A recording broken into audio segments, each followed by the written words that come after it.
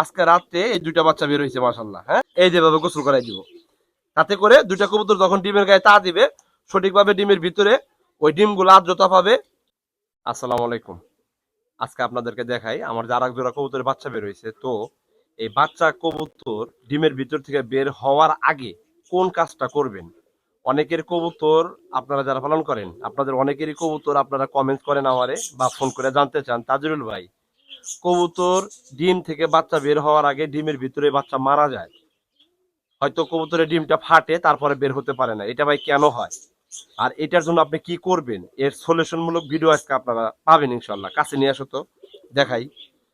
আমরা যেভাবে কাজগুলা করা দরকার ওইভাবে না করে ভুলভাবে কাজগুলা করি, যার কারণেই এটা থেকে সঠিক সলিউশনটা আমরা বের করতে পারি না। দেখেন আলহামদুলিল্লাহ, আজকে রাত্রে এই যে দুইটা বাচ্চা দেখেন, আজকে রাত্রে এই দুইটা বাচ্চা বের হয়েছে মাশাআল্লাহ। হ্যাঁ, এই যে দুইটা বাচ্চা বের হয়েছে না, এবং এখন কিন্তু পিছাও একটু পিছাও, এখন কিন্তু আমার এরকম প্রতিদিন এক জোড়া দুই জোড়া করে বাচ্চা বের হতে থাকবে। তার মানে কি, 12 জোড়া কবুতর ডিম দিছিল, ওই ডিম থেকে বাচ্চাগুলো বের হওয়ার সময় চলে আসছে। এর আগে 2 জোড়া বাচ্চা বের হয়েছে, আপনারা দেখছেন 2 জোড়া বাচ্চা মাশাআল্লাহ আছে।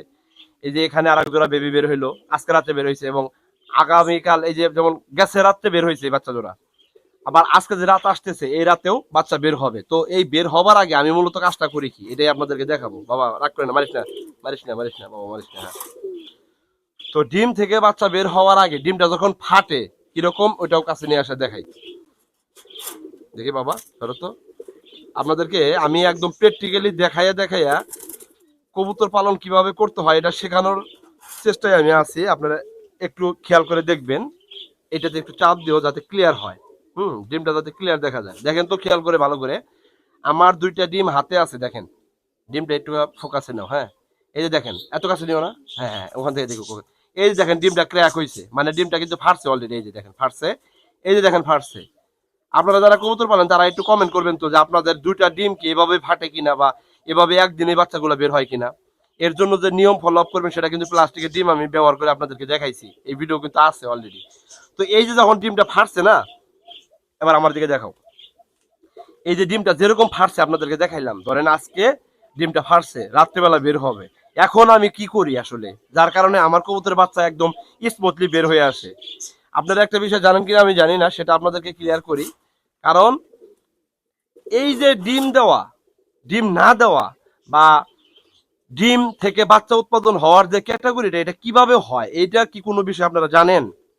হয়তো অনেকে জানেন, হয়তো জানেন না। আপনারা জানেন আমি মুরগি নিয়ে কাজ করছি। মুরগির ডিমগুলো আমি আমার তৈরিকৃত, নিজের তৈরিকৃত ম্যানুয়াল ইনকিউবেটর মেশিনের মাধ্যমে বসিয়ে সেই ডিম থেকে কিভাবে বাচ্চা বের করা লাগে, কত ডিগ্রি টেম্পারেচার দেওয়া লাগে, কথা বুঝতে পারছেন? কত ডিগ্রি তাপমাত্রা দেওয়া লাগে, কত ডিগ্রি আর্দ্রতা পরিমাপ করা লাগে। এখানে ডিম থেকে বাচ্চা বের হওয়ার পেছনে যেটা সব থেকে বেশি ভূমিকা পালন করে সেটা হলো আর্দ্রতা। আপনি যদি এর হিউমিডিটি মানে আর্দ্রতা যদি পরিমাপ করতে না পারেন, আর্দ্রতা যদি অ্যাকুরেট না রাখতে পারেন, তাহলে ওই ডিমের ভিতর থেকে বাচ্চা বের হবে না। আপনারা জানেন যে 17 থেকে 18 দিনের পরে কবুতরের ডিম হতে বাচ্চা বের হয়, এটা আপনারা জানেন। তবে 0 থেকে 3 দিন পর্যন্ত ওই ডিমের ভিতরে কোন ধরনের ব্লাড জন্মে, 3 দিন থেকে 5 দিন পর্যন্ত, 7 দিন পর্যন্ত, 10 দিন পর্যন্ত কোন ধরনের ব্লাড জন্মে, এই যে ব্লাড জমতেছে জমতেছে, এই ডিমের ভিতরে যে বাচ্চাটা গঠন হয়, যখন ডিমটা একদম প্রথম ডিম পারে, তখন ওই ডিমটা ভাঙে দেখবেন ডিমের ভিতরে হালকা কিছু কুসুমের অংশ, পুরাটাই পানির অংশ, জেলির অংশ থাকে, রাইট? তো এই পানি এবং জেলি ওই কুসুম থেকে তৈরি কিন্তু বাচ্চাটাই, এটা সংমিশ্রণে একটা বাচ্চা গঠন হয়।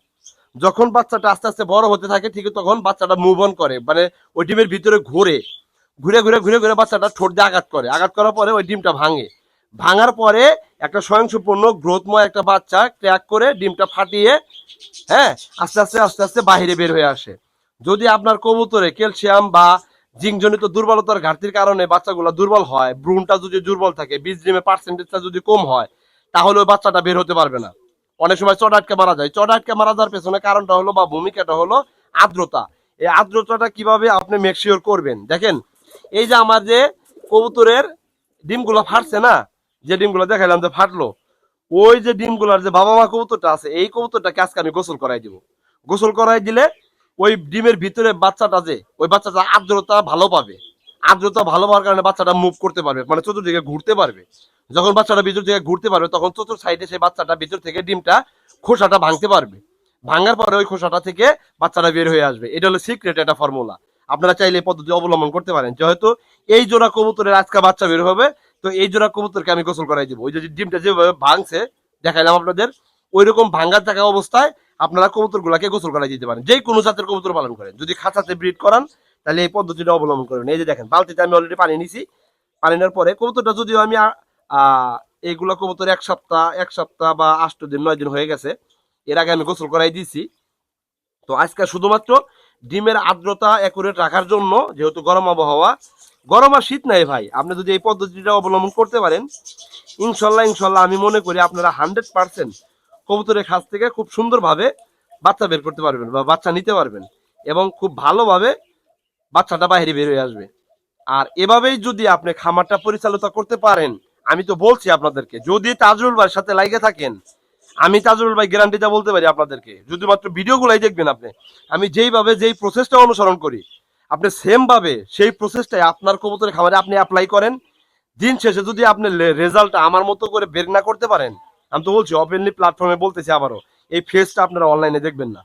আমি অনলাইন থেকে আমার ফেস সরাই নিব যদি আপনারা এই প্রমাণ যদি না পান। তো এটা আমি নর কবুতরটাকে এভাবে গোসল করাই দিলাম।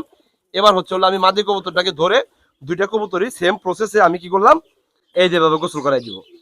তাতে করে দুইটা কবুতর যখন ডিমের গায়ে তা দিবে, সঠিকভাবে ডিমের ভিতরে ওই ডিমগুলো আর্দ্রতা পাবে, এবং খুব সুন্দরভাবে দুটি বাচ্চাই হয়তো 1-1.5 ঘন্টার ব্যবধানে বের হয়ে যাবে, মানে ডিমের ভিতর থেকে বাচ্চা বের হয়ে যাবে। খেয়াল রাখবেন কবুতর এভাবে গোসল করাই দেওয়ার সময় অবশ্যই খেয়াল রাখবেন কবুতরের নাকে মুখে চোখে যাতে পানিটা না ঢুকে যায়। আমি যেই প্রসেসটা অনুসরণ করে কবুতরটা গোসল করাই সেটাই আপনাদেরকে দেখানোর চেষ্টা করি। আপনারা চাইলে এভাবে অ্যাপ্লাই করতে পারেন। ইনশাল্লাহ আমি মনে করি আপনারা 100% আপনার কবুতর সুস্থতার সহিত ডিম বাচ্চাগুলো বের করতে পারবেন। কথা ক্লিয়ার? কথা বুঝছেন? এমনিতে মাগনা মাগনি বগর বগর করার জন্য আপনাদের সামনে ভিডিও নিয়ে আসি না। যদি ভিডিওতে কোনো উপকার না পান, যদি কোনো ইনফরমেশন না থাকে যে ইনফরমেশনের মাধ্যমে আপনি 100% উপকার পাবেন, তাইলে ওই ভিডিও আমি করি না ভাই।